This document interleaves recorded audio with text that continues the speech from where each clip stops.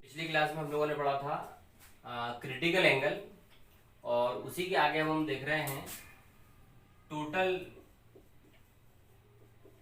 Internal reflection of light, मतलब प्रकाश का पूर्ण आंतरिक परावर्तन। हम लोग जानते हैं कि जब लाइट को हम डेंसर मीडियम से रेयर मीडियम में भेजते हैं, सघन माध्यम से विरल माध्यम में भेजते हैं, तो अभिलंब से दूर हो जाता है प्रकाश। लाइट जो होती है वो नॉर्मल से आगे जाती है। अगर हम ये एंगल ऑफ इंसिडेंस को थोड़ा बढ़ा देते हैं और क्रिटिकल एंगल के बराबर कर देते हैं, क्रांतिक कोण के बराबर कर देते हैं, तो फिर जो लाइट रे है वो इस तरह से आगे जाती है। मतलब जो एंगल ऑफ रिफ्रैक्शन है, अपवर्तन कोण है, वो 90 डिग्री हो जाता है। लेकिन अगर प्रकाश किरण को क्रिटिकल एंगल से भी बड़े एंगल पे भेजें, ये वाला जो एंगल है वो तो आईसी है, क्रिटिकल एंगल है, लेकिन अगर हम लाइट को ऐसे भेजते हैं, अब जो एंगल आप देख पा रहे हैं वो क्रिटिकल एंगल से बड़ा है, तो लाइट फिर रेयर मीडियम में जाती नहीं है, वो वापस डेंसर मीडियम में आ जाती है। तो ये जो फिनोमेना है इसको बोलते हैं हम लोग total internal reflection of light, प्रकाश का पूर्ण आंतरिक परावर्तन। इसकी कंडीशंस की शर्तें आप याद रखें। ये तभी हो पाता है जब लाइट को आप डेंसर मीडियम से रेयर मीडियम में भेज रहे हो। सेकेंड, जब एंगल ऑफ इंसिडेंस की वैल्यू, यहाँ पर जो एंगल ऑफ इंसिडेंस है यानी कि आपतन कोण जो है, ये वाला आपतन कोण यानी angle of incidence critical angle से बड़ा होगा, तभी ये टोटल इंटरनल रिफ्लेक्शन हो पाएगा। तो इसके कुछ एप्लीकेशंस भी आपको याद रखना है, जैसे कि यूनिक ब्रिलियंस ऑफ डायमंड, यानी कि जो हीरा है उसकी एक अद्वितीय चमक होती है, वो चमकता है बहुत ज़्यादा। तो उसका रीज़न क्या है कि जो हीरा होता है उसका कुछ तो शेप इस तरह से, उसकी कटिंग हम इस तरह से कर देते हैं कि लाइट एक बार उसमें अगर एंटर करती है, जैसे लाइट जो है इस तरह से उसके अंदर एंटर कर रही है यहाँ पर ऐसे, और ये इसका नॉर्मल है, अभिलंब है, और एंगल ऑफ इंसिडेंस अगर क्रिटिकल एंगल से बड़ा हो गया, आपतन कोण जो है वो क्रांतिक कोण से बड़ा हो गया, तो उसका टोटल इंटरनल रिफ्लेक्शन हो जाएगा, उसी के अंदर उसका परावर्तन हो जाता है। अगर ये वाला एंगल फिर क्रिटिकल एंगल से बड़ा है तो उसका रिफ्लेक्शन यहाँ हो जाएगा, फिर यहाँ हो जाएगा, फिर यहाँ हो जाएगा, उसी के अंदर लाइट घूमती रहती है। ऐसा क्यों हो रहा है? क्योंकि हीरे के लिए जो अपवर्तनांक है, रिफ्रैक्टिव इंडेक्स है, वो ज़्यादा होता है, काफ़ी ज़्यादा है ये वैल्यू, और अगर ये ज़्यादा है तो फिर इसका क्रांतिक कोण यानी आईसी जो है वो कम होता है, करीब 24 डिग्री के आसपास होता है। कल हमने एक फॉर्मूला पढ़ा था, साइन आईसी इक्वल्स टू 1/μ। अगर म्यू ज़्यादा है तो आईसी कम होता है।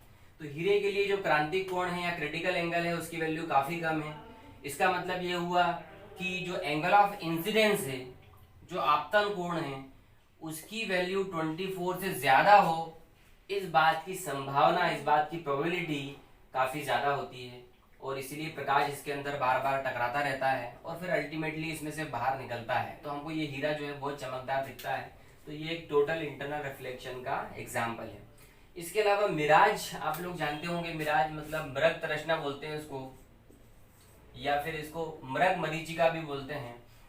इसमें क्या होता है, जैसे अगर कोई रेगिस्तानी जगह है जहाँ पर बहुत गर्मी है और वहाँ पर कोई पेड़ लगा हुआ है और कोई आदमी यहाँ खड़ा होकर उस पेड़ को देख रहा है, तो होता ये है कि जब ज़्यादा धूप पड़ती, गर्मी पड़ती है, तो जो रेत होती है वो बहुत गर्म हो जाती है। उसकी वजह से रेत के पास वाला जो मीडियम होता है वो रेयर मीडियम हो जाता है कंपेरेटिवली ऊपर वाले मीडियम से। ऊपर वाला मीडियम जो है वो डेंसर यानी सघन रहता है। तो ये जो लाइट रेज हैं, जो पेड़ से लाइट इस आदमी तक पहुंच रही है, तो उस आदमी को पेड़ दिख रहा है, लेकिन जब ये लाइट रेज अलग अलग डायरेक्शन में जाती है, जैसे इधर आ रही है लाइट रे ऐसे, तो आप देख सकते हैं कि जो लाइट रे वो डेंसर मीडियम से रेयर मीडियम में आ रही है, और अगर उसका टोटल इंटरनल रिफ्लेक्शन हो जाता है, क्यों हो जाता है? क्योंकि लाइट डेंसर से रेयर में आ रही है, और अगर आपतन कोण का मान यानी कि एंगल ऑफ इंसिडेंस क्रांतिक कोण से अगर बड़ा हो जाए, क्रिटिकल एंगल से ज्यादा हो जाए, जैसे यहाँ पर नॉर्मल बना देते हैं, ये एंगल ऑफ इंसिडेंस हो गया, अगर ये क्रिटिकल एंगल से बड़ा हो जाता है तो लाइट वापस डेंसर मीडियम में चली जाती है, और इस आदमी को लगता है कि लाइट यहाँ से आ रही है, और इस आदमी को फिर ये पेड़ जो है वो यहाँ दिखने लगता है। तो इसका मतलब ये होगा कि जो आदमी है उसको पेड़ तो दिख ही रहा है, साथ में उसका इमेज, उसका प्रतिबिंब भी दिखता है, तो उसको ऐसा लगता है वहाँ पानी भरा हुआ है, और इसी चीज को बोलते हैं हम लोग मिराज या मृग तृष्णा या मृग मरीचिका। ये भी टोटल इंटरनल रिफ्लेक्शन का एग्जाम्पल है। एक और एग्जाम्पल है इसका, वो है आपका टोटल रिफ्लेक्टिंग प्रिज्म। एक प्रिज्म हम बनाया हुआ है, कांच का प्रिज्म है, इसका ये वाला एंगल 45 है, ये भी 45 है, ये वाला 90 है। हम लोग जानते हैं कि जो ग्लास होता है, कांच होता है, ग्लास के लिए म्यू जी मतलब उसका रिफ्रैक्टिव इंडेक्स होता है करीब 1.5 के आसपास, और इसलिए उसके लिए क्रिटिकल एंगल होता है करीब 42 डिग्री। इसका मतलब प्रकाश या लाइट अगर 42 डिग्री से बड़े एंगल पे आती है तो फिर उसका टोटल इंटरनल रिफ्लेक्शन हो जाएगा। अगर हम इसके ऊपर लाइट ऐसे इंसिडेंट करते हैं, यहाँ पर हम एक नॉर्मल बनाते हैं, तो ये वाला एंगल रहता है 45 डिग्री, और अगर ये 45 है तो इसका मतलब ये 42 से ज़्यादा है, तो उसका टोटल इंटरनल रिफ्लेक्शन इस तरह से होगा। तो इसको बोलते हैं अपन रिफ्लेक्टिंग, टोटल रिफ्लेक्टिंग प्रिज्म, जो लाइट को 90 डिग्री पर टर्न कर देता है। इसी प्रिज्म को अगर हम अलग तरह से रखें तो ये और अलग एंगल पे भी लाइट को टर्न कर सकता है। जैसे हमने इस प्रिज्म को अगर ऐसे रख दिया है, ये 45 एंगल यहाँ पर है, 45 यहाँ पर है, यहाँ 90, लाइट हमने ऐसे भेजा, उसका टोटल इंटरनल रिफ्लेक्शन हो गया, फिर चला गया। तो इस तरह से ये प्रिज्म लाइट को 90 डिग्री पर टर्न कर सकता है, 180 पर भी कर सकता है, और ये इमेज इन्वर्टिंग प्रिज्म भी है। जैसे अगर हम इस तरह से प्रिज्म रखते हैं, एक ऑब्जेक्ट हमने यहाँ रखा और यहाँ से खड़े होकर देखते हैं तो हमको ऑब्जेक्ट उल्टा दिखता है। उसका रीजन ये है कि इस तरह से लाइट जो है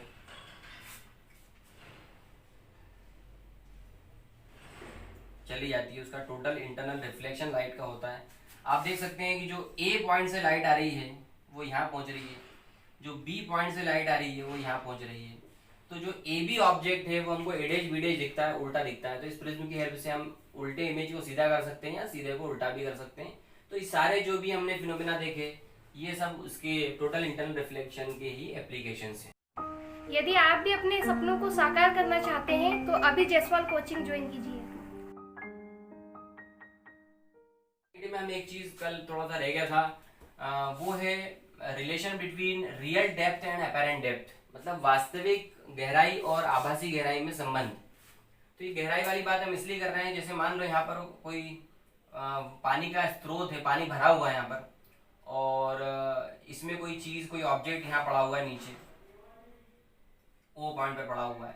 हम बाहर से इसको देख रहे हैं तो इससे जो लाइट निकलती है वो ऐसे आएगी। हमको पता है कि लाइट जो है डेंसर मीडियम से जा रही है रेयर मीडियम में, तो थोड़ी नॉर्मल से दूर हट जाएगी, ये दूर हट गई नॉर्मल से। तो हम जब उसको लाइट को यहाँ से देखते हैं तो हमको लगता है कि जो लाइट है वो यहाँ से आ रही है, और हमको ये वाला ऑब्जेक्ट यहाँ दिखने लगता है ओडेश पर।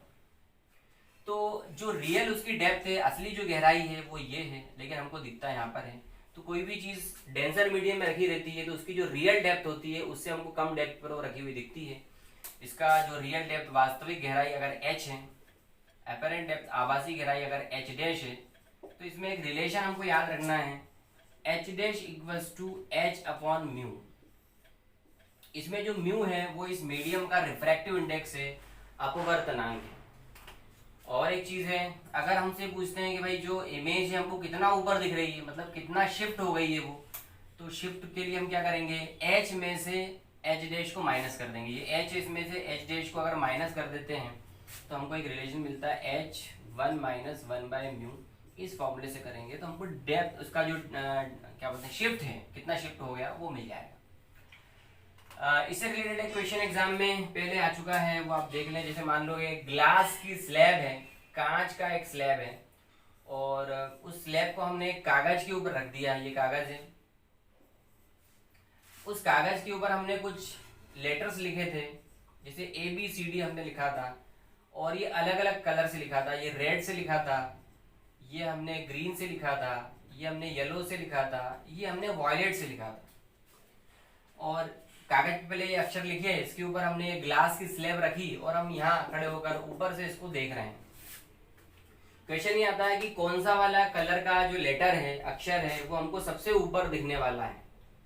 ये तो पक्की बात है कि अपनी एक्चुअल पोजीशन से थोड़ा ऊपर दिखेगा, लेकिन कौन ज्यादा दिखेगा, रेड वाला, ग्रीन वाला, येलो वाला, वॉयलेट वाला, इनमें से हमको पता लगाना है। तो आप यहाँ देखें, जिसके लिए भी h डैश सबसे कम होगा, मतलब जिसके लिए भी गहराई सबसे कम होगी, समझ लो कि वही सबसे ऊपर दिख रहा है। तो h डैश सबसे कम किसके लिए होगा, जिसके लिए म्यू सबसे ज़्यादा होगा। और आपको पता होना चाहिए कि म्यू जो होता है वो सबसे ज़्यादा होता है वॉयलेट के लिए, मतलब वॉयलेट कलर बैंगनी रंग के लिए अपवर्तनांक रिफ्रैक्टिव इंडेक्स सबसे ज़्यादा होता है और म्यू आर के लिए सबसे कम होता है। तो ऐसा साइन ना लगाते हुए लिखता हूँ इसके लिए बहुत ज़्यादा और इसके लिए बहुत कम, क्योंकि ये वेवलेंथ पे डिपेंड करता है। इसकी जो वेवलेंथ होती है वो सबसे कम होती है, तरंग लंबाई सबसे कम होती है और इसकी तरंग लंबाई सबसे ज़्यादा होती है। तो जिसकी तरंग लंबाई सबसे ज़्यादा उसके लिए म्यू सबसे कम, जिसके लिए तरंग लंबाई तरंग दैर्घ्य वेवलेंथ सबसे कम उसके लिए म्यू सबसे ज़्यादा। तो म्यू ज़्यादा किसके लिए? वॉयलेट कलर के लिए। इसलिए वॉयलेट वाला जो लेटर है, हमने डी लेटर लिखा हुआ है, वो हमको सबसे ऊपर दिखेगा। सबसे नीचे कौन सा दिखेगा? रेड वाला दिखने वाला है। तो ये एक रिलेशन है रियल डेप्थ और एपेरेंट डेप्थ में, ये हमको याद रखना है। इस पर बेस्ड कोई क्वेश्चन आ सकते हैं। अब हम देखने वाले हैं लेंस।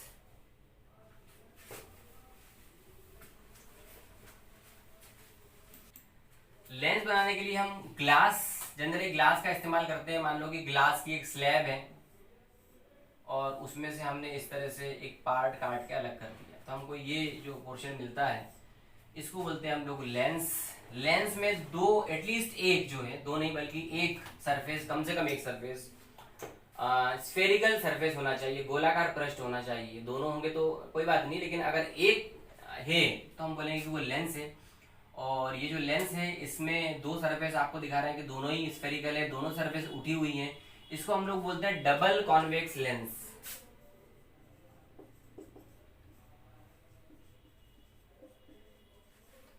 या उभय उत्तल लेंस। अब जनरली सब लोग उभय उत्तल लेंस या डबल कॉन्वेक्स लेंस ना बोलते हुए कई बार नॉर्मली इसको हम कॉन्वेक्स लेंस या उत्तल लेंस ही बोल देते हैं। इस कॉन्वेक्स लेंस में इसका ये वाला जो सरफेस है इसका सर्कल ये बन रहा है, इधर वाले सरफेस का सर्कल इधर बन रहा है, यानी इसका सेंटर इधर है, इसका सेंटर इधर है। और ये जो सेंटर पॉइंट होता है इस लेंस का, इसको बोलते हैं हम लोग ओ ऑप्टिकल सेंटर, प्रकाशिक केंद्र। ऐसा इसलिए बोलते हैं क्योंकि यहाँ से जब भी कोई लाइट रे निकलती है तो वो अपने रास्ते से मुड़ती नहीं है, हटती नहीं है, अपने रास्ते पर ही चलती है, उसका कोई डेविएशन नहीं होता है। तो ऐसे पॉइंट को बोलते हैं हम उसका ऑप्टिकल सेंटर। और अगर हम इसके दोनों जो सेंटर थे उनको और इसके ऑप्टिकल सेंटर को मिला देते हैं तो हमको एक लाइन मिल जाती है जिसको बोलते हैं हम इसकी प्रिंसिपल एक्सिस, यानी कि मुख्य अक्ष। तो ये मुख्य अक्ष हो गई इसकी। अब इसमें दो सेंटर हैं, इसका मतलब इसकी दो रेडियाई ऑफ कर्वेचर होती हैं। हमको पता है कि इधर हम जब भी मेजर करते हैं तो वो नेगेटिव आता है, इधर मेजर करते हैं तो पॉजिटिव आता है। तो इधर वाली रेडियस की पॉजिटिव रहती है, इधर वाली रेडियस की नेगेटिव रहती है। तो हम याद रखेंगे इसकी जो R1 होती है वो पॉजिटिव है, ये 1 कहलाएगा। फर्स्ट जो सरफेस सेंटर यहाँ पर है, तो R1 जो है रेडियस फर्स्ट वाली पॉजिटिव है, R2 जो है वो नेगेटिव है। तो दो रेडियाई हो गई इसकी। अब इसमें इसका जो मटेरियल है उस जिससे बना हुआ है उसका अपवर्तनांक रिफ्रैक्टिव इंडेक्स म्यू है। और अगर हम इसके ऊपर लाइट इंसिडेंट करते हैं, जैसे ये कॉन्वेक्स लेंस है, इसके ऊपर अगर हम प्रकाश किरणें भेजते हैं, ऐसे समांतर प्रकाश किरणें अगर भेजते हैं तो ये एक पॉइंट पर दोनों को मिला देता है, एक जगह पर कंसंट्रेट कर देता है। उस पॉइंट को बोलते हैं हम इसका फोकस, मेन फोकस। कई बार इसको सेकेंड फोकस भी बोलते हैं, हम द्वितीय फोकस भी बोलते हैं। और ये उसका मुख्य फोकस या मेन फोकस होता है। ये लाइट को एक पॉइंट पर मिलाने वाला लेंस है, इसलिए इसको हम अभिसारी लेंस भी कहते हैं, यानी कि इसको हम कन्वर्जिंग लेंस बोलते हैं। जैसा काम यहाँ पहले कॉन्केव मिरर कर रहा था, अवतल दर्पण कर रहा था, बिल्कुल वैसे ही काम उत्तल लेंस, कॉन्वेक्स लेंस करता है। तो ये तो हो गया फोकस इसका। और अब ये फोकस जो है उसको मैं बोल रहा था कि ये द्वितीय फोकस है, सेकंड फोकस होता है। इसका एक प्राइमरी फोकस, प्रथम फोकस भी होता है। वो कैसे निकलता है? तो उसके लिए हम देखते हैं कि अगर इसकी एक्सिस पर कोई पॉइंट है, ऐसा पॉइंट कि जहां से लाइट रेज आने के बाद, लेंस से निकलने के बाद पैरेलल हो जाती, समांतर हो जाती, तो उस पॉइंट को हम इसका फर्स्ट प्रिंसिपल फोकस या प्रथम फोकस भी बोल देते हैं। लेकिन हमको याद रखना है कि इसका जो मुख्य फोकस यानी मेन फोकस है वो F2 ही है। तो अगर हम डिस्टेंस नापें, दूरी नापें, तो यहाँ से ऑप्टिकल सेंटर से, प्रकाशीय केंद्र से फोकस की जो डिस्टेंस होती है उसको फोकल लेंथ यानी फोकस दूरी कहते हैं। आप लोग एक चीज याद रखें कि अगर लेंस के दोनों तरफ का माध्यम या मीडियम समान है तो फिर जो डिस्टेंस f1 की होती है वही डिस्टेंस f2 की होती है, मतलब दोनों फोकस दूरियां बराबर ही होती हैं। लेकिन उसके लिए शर्त यही है कि दोनों तरफ का माध्यम या मीडियम समान होना चाहिए। तो इसकी फोकस दूरी और इसकी जो रेडियस ऑफ कर्वेचर है, जैसे ये वाला जो पृष्ठ था इसकी रेडियस है r1, ये वाला पृष्ठ है इसकी रेडियस है r2। तो r1 r2 में और फोकल लेंथ में एक संबंध, एक रिलेशन है, आपको याद रखना पड़ेगा, और वो है 1/f equals to mu minus 1/r1 minus 1/r2। ये फॉर्मूला हमको याद रखना पड़ेगा। इस फॉर्मूले पर बेस्ड भी कोई क्वेश्चन एग्जाम में आ सकता है, पर इसका इस्तेमाल कैसे करना है वो हमको अभी देखना पड़ेगा। इसमें हम क्या करते हैं, अगर क्वेश्चन कॉन्वेक्स लेंस के लिए आ रहा है, क्वेश्चन जो है वो कॉन्वेक्स लेंस, उत्तल लेंस के लिए आ रहा है, तो आपको फॉर्मूला यूज करना है 1/f equals to mu minus 1/r1 plus 1/r2। अगर आपको कॉन्केव लेंस के लिए फॉर्मूला यूज करना है, अवतल लेंस के लिए करना है, तो फॉर्मूला है 1/f equals to minus mu minus 1/r1 plus 1/r2। ये तो एक जनरल फार्मूला है। अगर आपको ऑप्शन में केवल फार्मूला ही पूछते हैं, बस ये बोल देते हैं कि लेंस की फोकल लेंथ, उसका रिफ्रैक्टिव इंडेक्स और रेडियस कर्वेचर में क्या रिलेशन है, तब तो आप ये फार्मूला टिक करेंगे। लेकिन अगर आपको न्यूमेरिकल आ गया कॉन्वेक्स लेंस का, जिसमें उसकी रेडियस ऑफ कर्वेचर यानी कि वक्रता त्रिज्या दी हुई है, उसका रिफ्रैक्टिव इंडेक्स अपवर्तनांक दिया हुआ है, और फोकस दूरी आपसे पूछ रहे हैं उत्तल लेंस के लिए, तो आप ये फॉर्मूला लगा देंगे, प्लस वाला साइन आपको लगाना है। अगर यही वाला केस आपके अवतल लेंस के लिए, कॉन्केव लेंस के लिए आ गया है, तो सेम फॉर्मूला यूज करना है, बस यहाँ पर साइन जो है वो माइनस हो जाएगा, क्योंकि जो अवतल लेंस होता है उसकी फोकस दूरी ऋणात्मक होती है। कैसे ऋणात्मक होती है वो हम देख लेते हैं अभी, कि जो अवतल लेंस होता है उसका शेप इस तरह से है, बीच में से वो दबा हुआ रहता है, ये इसका मुख्य अक्ष प्रिंसिपल एक्सिस है, ये इसका ऑप्टिकल सेंटर यानी कि प्रकाशिक केंद्र है, और इस पर अगर हम पैरेलल लाइट रेज भेजते हैं, समांतर किरणें अगर भेजते हैं, तो ये किरणों को फैला देता है, ऐसे फैलाने वाला लेंस है ये, इसलिए हम इसको डाइवर्जिंग लेंस भी बोलते हैं। और हमको ऐसा लगता है कि जो लाइट रेज है वो इस पॉइंट से आ रही है, इस पॉइंट को हम इसका सेकंड प्रिंसिपल फोकस बोलते हैं। और ये जो सेकंड प्रिंसिपल फोकस है यही मेन फोकस होता है, लेफ्ट साइड में है, इधर नापेंगे तो माइनस में आएगा, इसलिए इसकी फोकल लेंथ जो होती है वो नेगेटिव में हम लेते हैं। तो ये दोनों लेंसों के बारे में हमने बात कर ली है। अब इनसे बनने वाली इमेजेस हम लोग देख लेते हैं।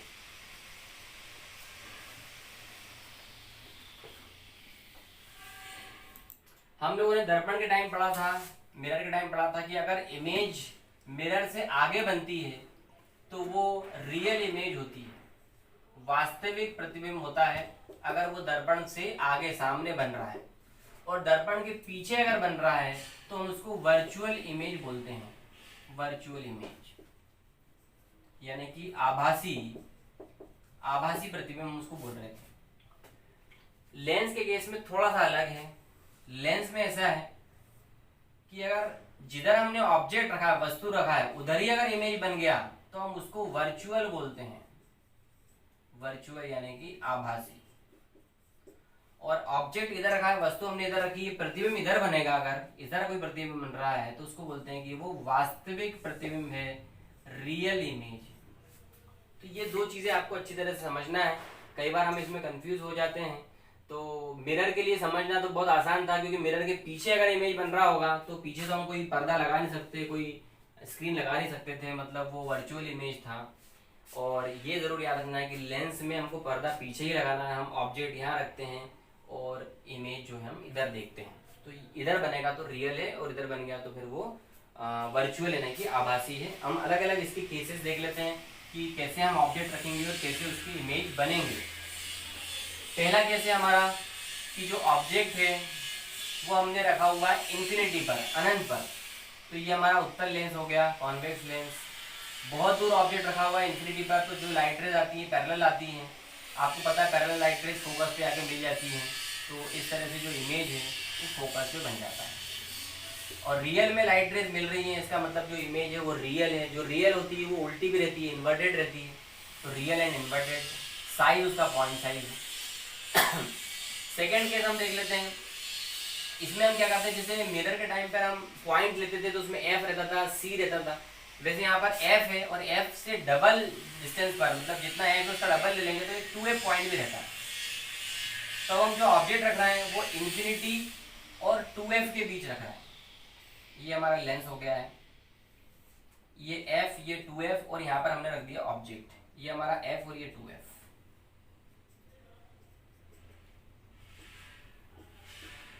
तो एग्जाम में ऐसा कोई ड्रॉ करने के लिए नहीं आता है, पर आपको समझाने के लिए कोई क्वेश्चन आ गया कि अगर हम यहाँ ऑब्जेक्ट रखेंगे तो इमेज कहाँ बनेगी, तो हमारे माइंड में वो चीजें जो हैं वो फिक्स होना चाहिए कि डायग्राम अगर हम बना के देख लेंगे तो हमको याद रहेगा कि अगर हम ऑब्जेक्ट यहाँ रखते हैं तो इमेज कहाँ बनेगी। तो ऑब्जेक्ट हमने यहाँ रख दिया है between 2f and infinity. Light ray parallel भेजते हैं, parallel light always passes through focus, second light रे is pass through the optical centre like this and it intersect at this point and image is formed here, it is image। यहाँ हमने object रखा था, उसका image हमको, आप देखेंगे object 2f और इन्फिनिटी के बीच रखा है, इमेज उसका f और 2 बन रहा है।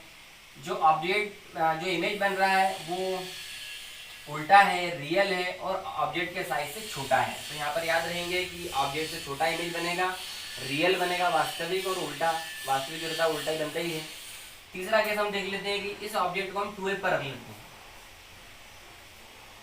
तो ऑब्जेक्ट हमने रख दिया है 2f पर, ये हमारा कॉन्वेक्स लेंस, ये f और ये 2f, यहाँ पर हमने ऑब्जेक्ट रख दिया है, ये f और ये 2f, इसकी इमेज 2f पर ही बनती है, ये आपको याद रखना है। तो अगर हमने ऑब्जेक्ट जो है वो 2f पर रखा है तो उसका इमेज भी 2f पर ही बनेगा। जैसे मिरर के टाइम पढ़ा था अपन ने कि सी पर ऑब्जेक्ट रखते थे, इमेज भी सी पर बनता था, बिल्कुल उसी तरह से इसमें भी रहेगा। इसके बाद हम इस ऑब्जेक्ट को थोड़ा सा 2f और f के बीच रखते हैं, किसका लेते हैं थोड़ा सा हम इसको, ये हमारा लेंस हो गया है, ये f, ये 2f और यहाँ रख दिया हमने ऑब्जेक्ट, ये f और ये 2f। हम एक लाइट पैरेलल भेज रहे हैं, वो जा रही है फोकस से, एक लाइट O से भेज रहे हैं, दोनों यहाँ टकरा दी हैं। आप देख सकते हैं कि इस बार इमेज क्या बन रहा है, तो इमेज बन रहा है between 2f and infinity, 2f और अनंत के बीच बन रहा है। साइज उसका ऑब्जेक्ट से बड़ा है, उल्टा बन रहा है, रियल इमेज है। अब हम इस ऑब्जेक्ट को फोकस पर रखने वाले हैं। ये ऑब्जेक्ट हमने फोकस पे रख दिया है, लाइट पैरेलल भेजेंगे, फोकस से ही जाएगा, एक यहाँ से भेज देंगे। दोनों लाइट रेज जो हैं एक दूसरे के पैरेलल हैं, म्यूचुअली पैरेलल हैं, they will not meet at any point. तो हमेशा मान लेते हैं कि वो इन्फिनिटी पर मिलेगा, इसका मतलब इमेज जो है वो अनंत पर, इन्फिनिटी पर बनेगा। उसका साइज ऑब्जेक्ट से बहुत बड़ा होगा, much larger than the object और हाईली एनलार्ज्ड। इसके अलावा वो रियल और इन्वर्टेड रहेगा, वास्तविक और उल्टा रहेगा। इसके अलावा हम थोड़ा सा एक चीज और कर लेते हैं। फोकस पर हमने अभी ऑब्जेक्ट को रखा था, अब हम फोकस और ऑप्टिकल सेंटर के बीच रख के देखते हैं क्या होने वाला है। ये हमारा फोकस है, यहाँ पर हमने ऑब्जेक्ट को रख लिया है, ये फोकस इधर है। एक लाइट हम भेजते हैं ऐसे, वो फोकस से पास हो जाता है, एक लाइट हम यहाँ से पास करते हैं। आप देखेंगे दोनों लाइट रेज जो है वो डाइवर्जिंग है, फैलती जा रही है, कहीं मिलने वाले नहीं है, इसलिए हम दोनों लाइट रेज को थोड़ा पीछे की तरफ प्रोड्यूस करके देखते हैं ऐसे, और पता चलता है कि यहाँ से आती हुई लग रही हैं, तो इसका मतलब जो इमेज है वो इसी तरफ बन गई है जिधर हमने ऑब्जेक्ट रखा था। और मैंने आपको बताया था कि अगर जिधर ऑब्जेक्ट रखते हैं उधर ही इमेज बनता है, तो वो इमेज जो है वो वर्चुअल यानी कि आभासी रहता है, और आभासी है तो सीधा भी है, तो इस तरह से सीधा बड़ा आभासी इमेज बन रहा है। ये आपको अच्छी तरह से याद रखना है कि कॉन्वेक्स लेंस जब भी आभासी यानी कि वर्चुअल इमेज बनाता है, it is always larger than that of the object. वस्तु से हमेशा वो इमेज बड़ा ही रहता है, कभी छोटा इमेज नहीं बनता है। जबकि रियल जो इमेज होते हैं वो छोटे बड़े बराबर सब बन जाते हैं, लेकिन वर्चुअल इमेज हमेशा बड़ा ही बनता है। तो ये तो हो गया कॉन्वेक्स लेंस। हम कॉन्केव लेंस का और देख लेते हैं।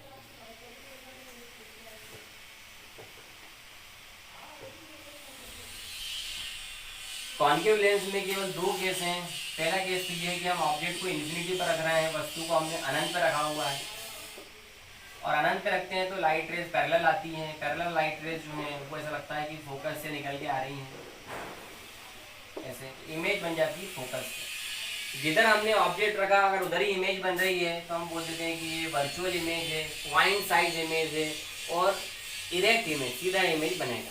तो आभासी बनेगा, सीधा बनेगा, वस्तु से बहुत छोटा पॉइंट साइज में, बिंदु आकार में बनेगा। दूसरा केस हम देख लेते हैं कि अगर हम कॉन्केव जो लेंस है उसके पास में कहीं पर ऑब्जेक्ट रख लेते हैं, जैसे हमने यहाँ रख लिया है, इसके लिए कोई पॉइंट हमको मेंशन करने की जरूरत नहीं है, बस उसके पास रखा हुआ है। तो एक लाइट पैरेलल आती है, वो फोकस से जा रही है इधर, एक लाइट हम ऑप्टिकल सेंटर से पास कर देते हैं, ऐसे हमको दोनों यहाँ टकराती हुई लग रही हैं, तो यहाँ उसका इमेज बन जाता है between optical centre and focus. हमेशा याद रखना कि जो कॉन्केव लेंस होगा वो हमेशा एफ और ओ के बीच में ही प्रतिबिंब या इमेज बनाएगा, हमेशा ऑब्जेक्ट से छोटा बनेगा, हमेशा सीधा बनेगा, हमेशा आभासी वर्चुअल बनेगा। तो ये इसके केसेस हैं।